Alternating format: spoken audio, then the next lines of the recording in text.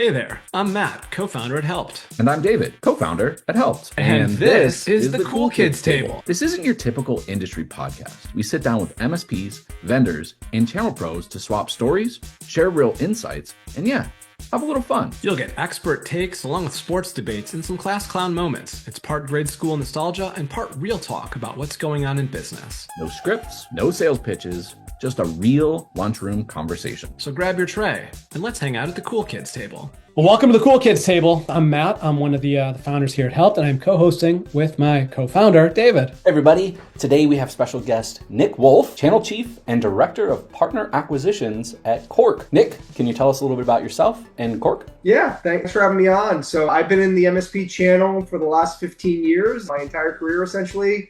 Had a very great run working at Datto for about a decade as one of their first employees. And as some of you watching this might know, Cork is created by Austin McCord, who was the founder of Datto. Ultimately, what Cork does is we offer a compliance monitoring platform for MSPs that's going to integrate with their existing tools using an API connection. So we're going to be able to watch over your RMM tool, your EDR tool, your backup, your MFA tool, etc. From there, we can determine if anything got missed, like if there's a device on it there that has MFA but is missing EDR, or has backups running but is missing RMM.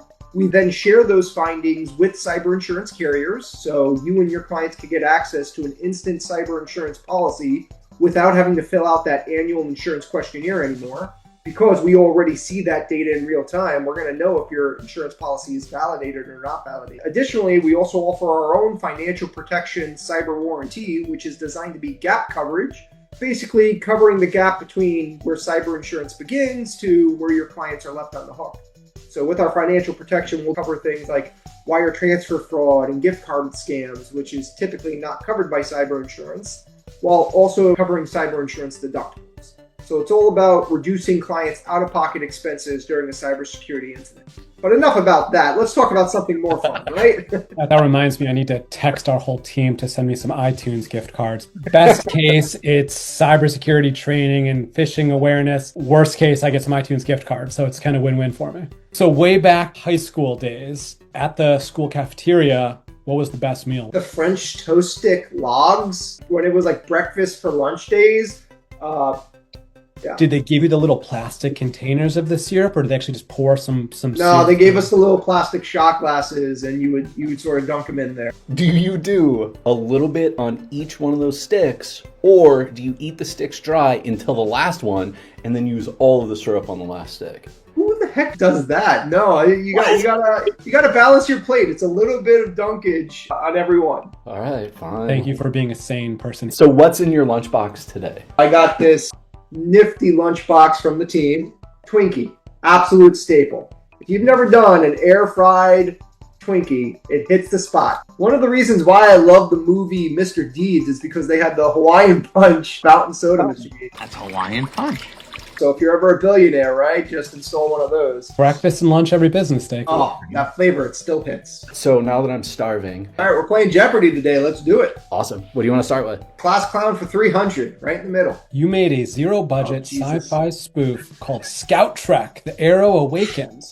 How did the idea come to life, and did it turn out the way you envisioned? Oh my God. And the fact that you guys were able to find that, Jesus. When I was like 15 or 16 and in like high school video production class, I used to do these like Boy Scout promotional videos, and one was related to Star Trek to encourage people to join Boy Scouts. Jeez. And yeah, I had a budget of $0 in order to make this 10-minute video. I would say yes, it turned out the way that I envisioned it. You know, at the end of the day, I was trying to make scouting fun for a new generation. I was able to support a nonprofit using creativity with a budget of $0. If you were to do it again right now with the resources that you have, the time, the money, the whatever, what would you do different? I would totally use AI. Like, think about it. I could have like an AI Will Shatner appear in my videos. Now I am terrified. We'll do Overachiever for 400. From your experience working with MSP-focused vendors, what's the fastest way they misread MSP needs, and how does that usually show up? So sometimes with a lot of the vendors that I've worked with in the past, they design a product or service and they set the bar a little bit too high. And if you really want to get critical feedback from MSPs, you have to make it easy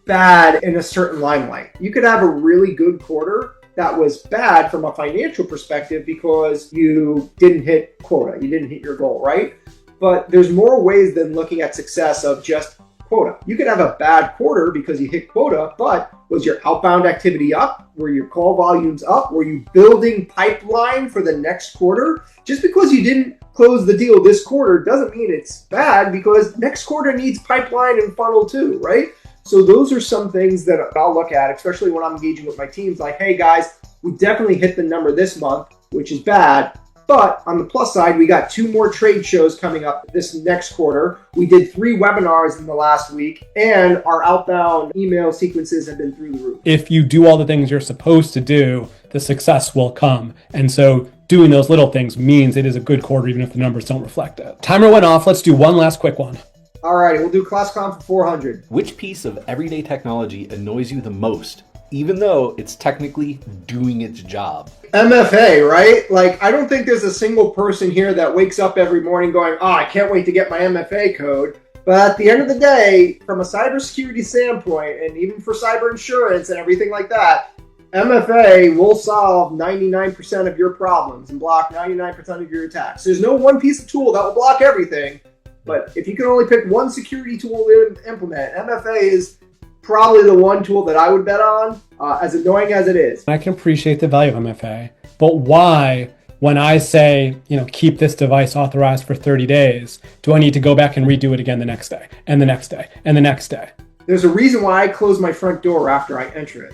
I don't want to keep that front door open for the next 30 days, even though I know how to get home, but that also potentially could let people who aren't me, or a guy wearing a mustache or a hat that looks like me, follow in my footsteps. Looks like we're at 2,600. Does that sound right? Exactly, yes. Is this whose line is it anyway, where the points don't matter? So now they do matter. First, you need to choose which superlative describes you. Which leaderboard do you want to have a shot at? Definitely not the most athletic. I want to say most likely to succeed, but today I'm going to be humble, and I'm going to go with class clown. So now you have 2,600 points to wager. Yep. How many points will you wager? I guess we're going to have to go for broke. What U.S. president served as the first honorary president of the Boy Scouts of America? Well, technically, all presidents are honorary Boy Scouts of the Boy Scouts of America. Gerald Ford was the only Eagle Scout who was the president of the United States, but all sitting presidents are honorary presidents of the Boy Scouts of America, which is now called Scouting America. Who was the first, though?